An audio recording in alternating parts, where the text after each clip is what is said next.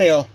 So I've talked about doing a video series, like my captain's log kind of thing, where I just you know take stuff that's in my head and put it onto video for my sake, for your sake, for the universe sakes.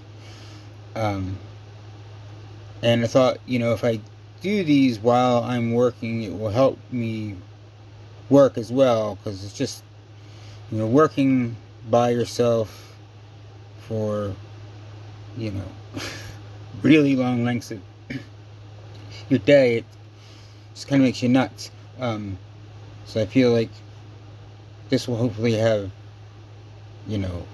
several benefits to it. And I thought I would start off by just giving some info on myself, just to kind of give you an idea of how I got to the crazy person that you know today. But yeah, I was born in the early 70s, and that kind of, even though I was very young during the 70s, I still have so much of my good memories are wrapped up in those early years. And of course, even to the early 80s, it was still the 70s, still, wood paneling and just groovy stuff. But just memories of TV shows, cartoons. I always loved cartoons, especially like older cartoons than even when I was a kid. The ones that were older than had been around for a while. And toys, all the awesome toys. Star Wars was like, when I was a kid, it was like Star Wars and Atari were like what was going on. We had an Atari 2600 in our basement with like blacklight posters and giant old TV sitting on the floor. But I loved Atari because it was the visuals and the audio, the sounds were electronic. Like they really, you see these images, and it's funny because you look on the boxes of the the artwork on the boxes, and you see all this stuff, and then when you see it on the screen, it's like these little blocks and little 8-bit beings. But rather than being disappointed, it was cool because I was like, this is electronic images, and just all those awesome sounds, like spaceships like revving up, and it's awesome. So that had a big influence on me growing up. And when I turned around like 12 years old, my parents got divorced, and then kind of everything went downhill super duper fast, and it sucked. So I tried to keep hold of those early memories, so throughout my life it's like still like these memories of the 70s and all these things, and I see stuff and I'm like, that reminds me of this. I had a large collection of toys and stuff until an ex-girlfriend did not allow me to get them back. And so all these like stuff from when I was a little kid up until adulthood that I collected, because I wanted to. The idea was, I was so unhappy throughout that part of my the latter part of my teens, really, of my life, and I wanted to collect all those things so that I could one day, when my life was better, I could bring that stuff, put it around me, and I would it would have that time machine effect where it would put me in that headspace of the good part of my life. So anyway, music. I didn't get into music right when I was a kid. I mean, I guess I did. I don't. There's a picture of me like from like 1973 with like my on Christmas Day with my uh, plastic Spider-Man guitar. But it wasn't until my 13 when I was 13, 14 that I started getting into playing guitar. And I got a guitar at 14, 15 maybe is when I got my first guitar. And I was initially it's just kind of playing whatever I could figure out, and that was Black Sabbath songs and Deep Purple songs, you know, Cream songs, whatever. It was, the kind of the heavy '70s music that I was into, and then that eventually led to me getting into heavy metal, Slayer, Metallica,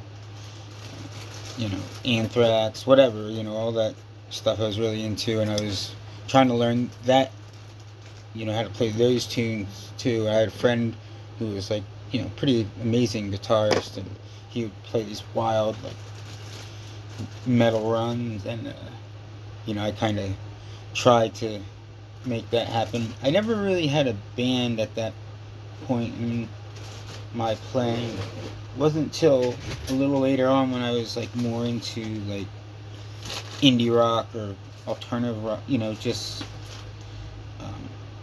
kind of a combination of classic rock and then like whatever modern day stuff. Trying to think of some bands. Like I was really into Dinosaur Jr. and when Siamese Dream came out, Smashing Pumpkins, I was like all full bore into that. But I was always trying to find music that really satisfied me, and I played guitar a lot, and I tried to come up with my own style, playing like a lot of like big crazy chords, all distorted, and but I tended to, the music I played seemed to be more,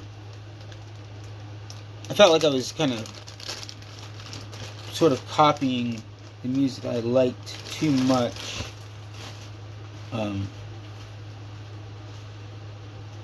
So there are some pots. Losing my train of thought. But I was playing and playing and playing, and sometime in my late teens, 17, maybe 18, can't remember. This combination of things happened. I remember hanging out with a bunch of friends who were all musicians, but we were just hanging out at one of our friends' house, and we were just dicking around and watching TV and stuff. And I was looking at TV, and I got to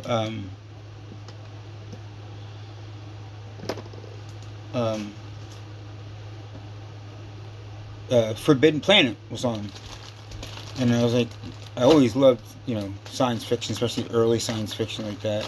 And I was watching it, and just like all the crazy music that was on there I was just hypnotized by it. And I'm like watching it, and I tell my friend, I'm like, this is the music I'm gonna play. And he's like, what do you mean? He's like, what are you talking about? I said, this is the kind of music I want to play. He's like, this isn't music. I'm like, yes it is. And he's like, well, how are you even going to make that kind of music? I'm like, I don't know. I'm like, maybe that's what synthesizers do. Not really sure how to make that music.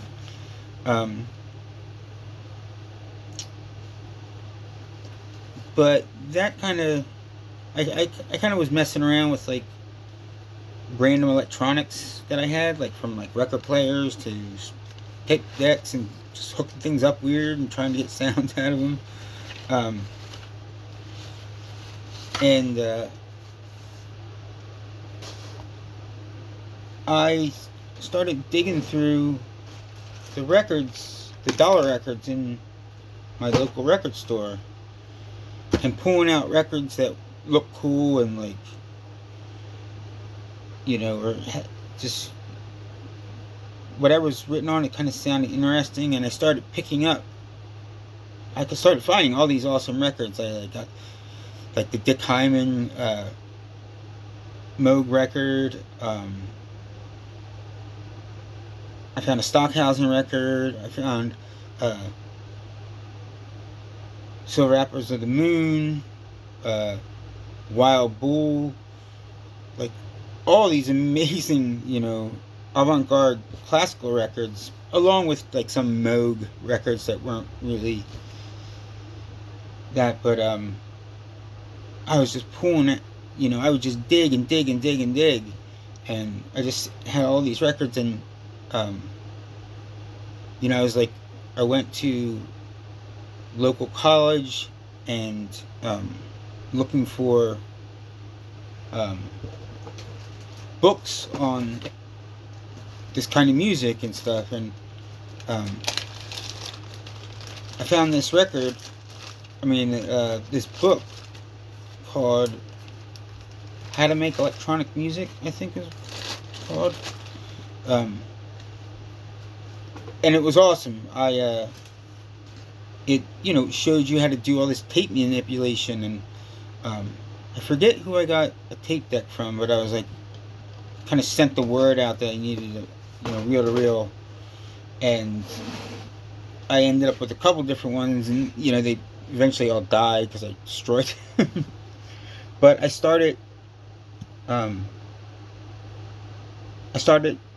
recording using all these techniques that I was reading about, and I was amazed because the music on the record sounded like the music that I was playing, or I was, you know, creating, or whatever you want to call it.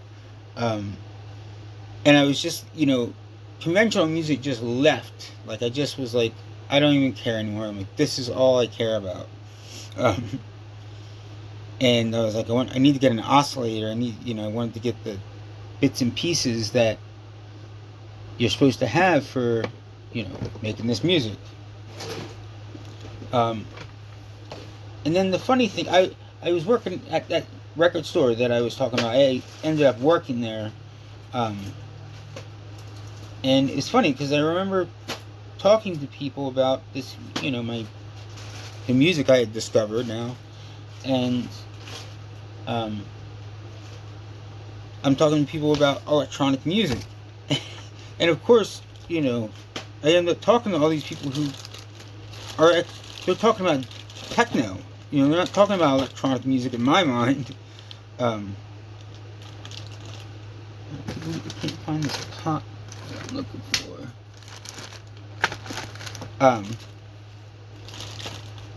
But I was recording all this music. I bring it in, I play it. No one would care about it. I'm like, you know, and I had a mini tape deck that I drag around with me, and you know, record just sounds, and I just became obsessed with that, you know, and the music was just so special to me and mind-blowing, and I was like, you know, I kept picking up more and more books. I would like look around, just like, you know, had this one book that was on 20th century music, and like towards the back, you know, start talking about Stockhausen and Vladimir Ussachevsky, however you say it. And it was just awesome. It was just like this amazing, like, realization, like, that something existed that I didn't realize I was looking for, but once I found it, I knew it was what I was looking for. and I just, like I said, I just dove into that. I had been playing guitar and just instantly cut off. It was like, I don't want to play guitar ever again. I actually did for a short while. Somebody needed a guitarist in a band, and they're like, hey, do you not play guitar? I'm like, yeah, you want to play? I'm like, sure. And that was kind of fun because I was playing other people's music, which I hadn't done before with guitar. I'd always been like the lead, guitar player in the whatever little bands I tried to put together. But anyway, once that, I got to the point where I was like, sorry guys, I gotta ditch this. This isn't my thing. So, and yeah, so I was just picking up records left and right. Got rid of some records too that I shouldn't have, but whatever. And where am I going? So I'm working in a record store, and somebody there said, here, listen to this CD. And we had like listening booths there, so people could listen to stuff without disturbing everyone else, which is a good thing because the CD that was given to me was a Moscow CD, and it's an album called, I think it's Orsted, and I was so floored. I was like, oh my god, I'm like, this is the progression from all this avant-garde electronic classical music to now. And suddenly I was like, just buying every CD I could get, and then of course got into other projects like Masana and CCCC, and I was just like, holy shit, it's like, this is nuts. And of course that made people like that even less than the other shit I was playing, and I wasn't allowed to play it in the record store, of course. But like I said, it was awesome. And that, so I went from creating the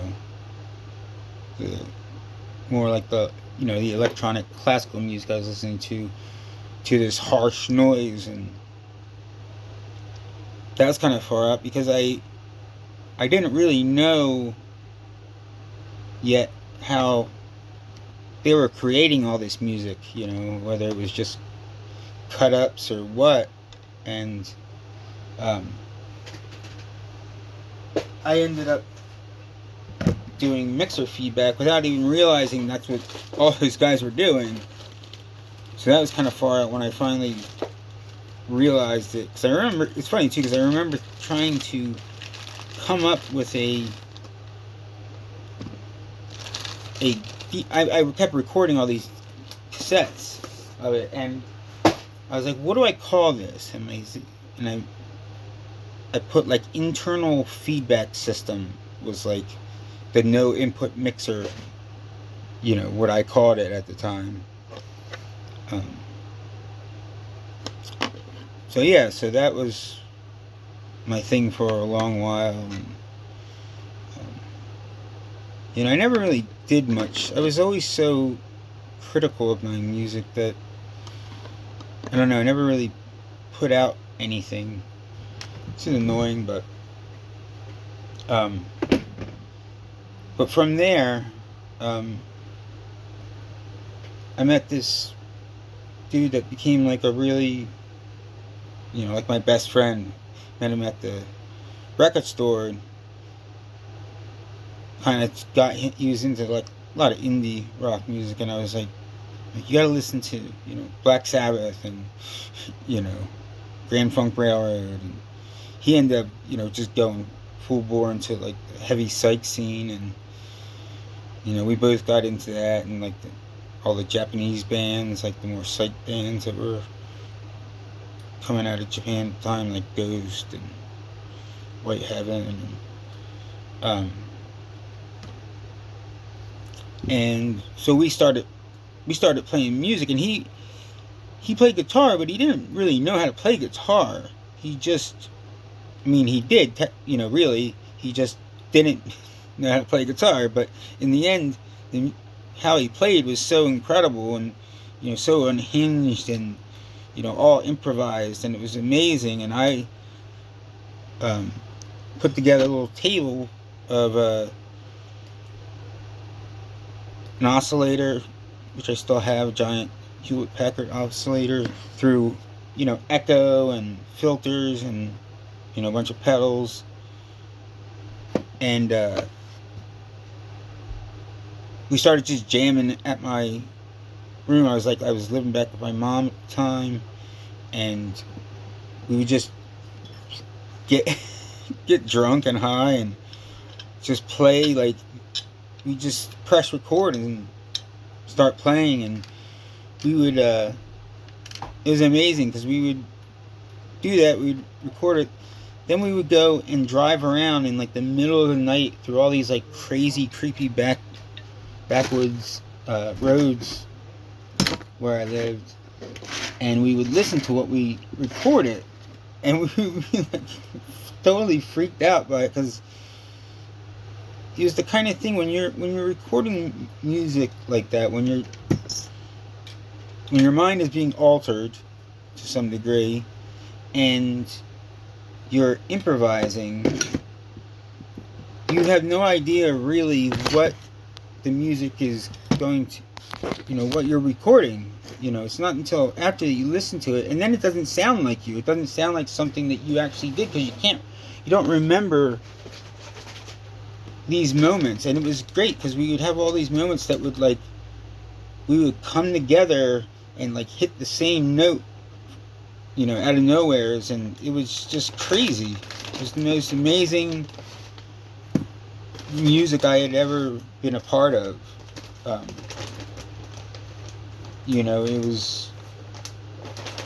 was everything you wanted from music, in my mind. And recorded just tons and tons, and just enjoyed it. We didn't really play. We only played a couple shows, and they ended up turning out not so great, which was mostly because I don't know. I just was never.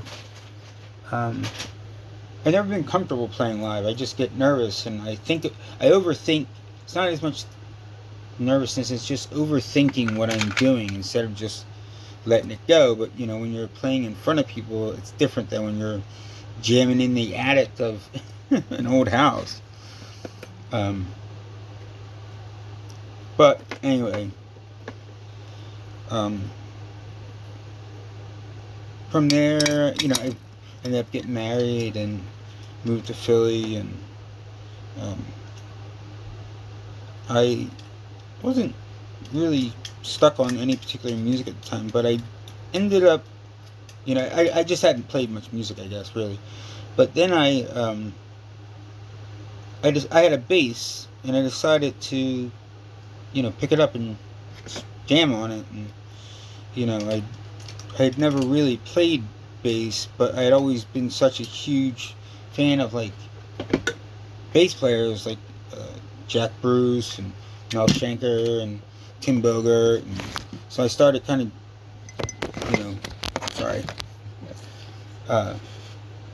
jamming those tunes, and then I tried to put a band together, which of course didn't work. But it led me to trying to find a bass distortion. The bass player I'm leaving out, which is probably my favorite bass player, is Felix Pappalardi, and that's trying to get a distortion overdrive that was similar to his sound.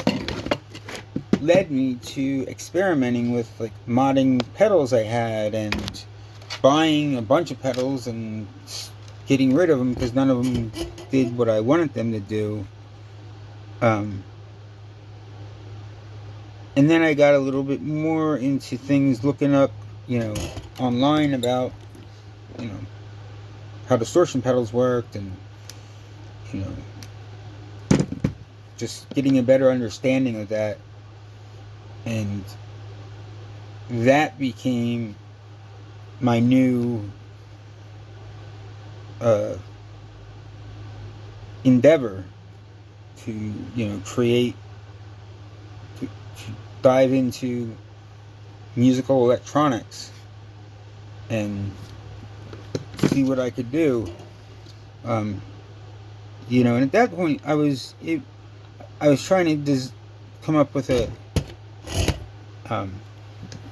bass distortion design, but not so much because I was going to play in a band with it, but more I had already been so driven to do that you know, I had this drive in me to just go for it. And from there, it's history, right?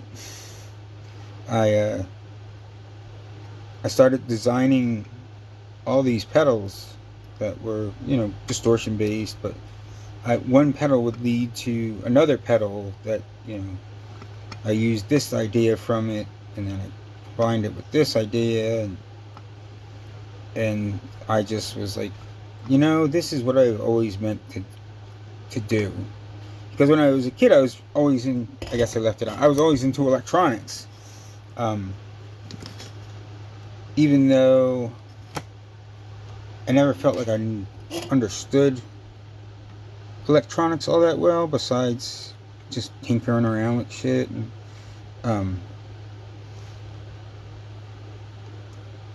But it seemed so perfect, you know, to fuse my love of electronics with my love of music, and I seemed to be good at it, which was very exciting, you know, because I hadn't felt like I was very good at anything up until that point. And yeah, so just spent so much of my time experimenting and reading and experimenting, and you know, and a buddy of mine was I met at that around that time was, you know, into, you know, DIY pedal scene, so it was cool to have someone talk about that stuff with. And you know, I started building pedals, and then I'd bring, I worked at that point after I moved to Philly, and so I was working at a record/guitar shop. You know, makes sense, right? And I would make pedals, you know, like of my own design, and I'd bring them in and put them up for sale, and they like kept selling like the same day I'd bring them in. People would be like, "What's that?" Because they, you know, they look kind of homemade and funky, and I'd be like, "Oh, you know," I'm like, "It's a pedal I designed." I said, "You know, check it out." And I just kept selling them, and like I got to a point where I was like, you know what? First of all, I hate retail. I'm so sick of it. Been doing it, you know, my entire adult life, and especially where in that neighborhood I was working, it was just not too good. And I was like, you know what? I can make more money doing what I love, making these pedals, and than I can, you know, working at that shop. So I decided to quit and see what happens. And it worked out pretty great for a long time. So, but right now things are not the way they need to be for me. And I'm trying to find a way to get back to, you know, where I'm supposed to be. and I'll make it happen. It's just take a little time and planetary alignments and stuff. So anyway, I guess that's probably long enough. Half an hour, jeez. But I'll be back with more.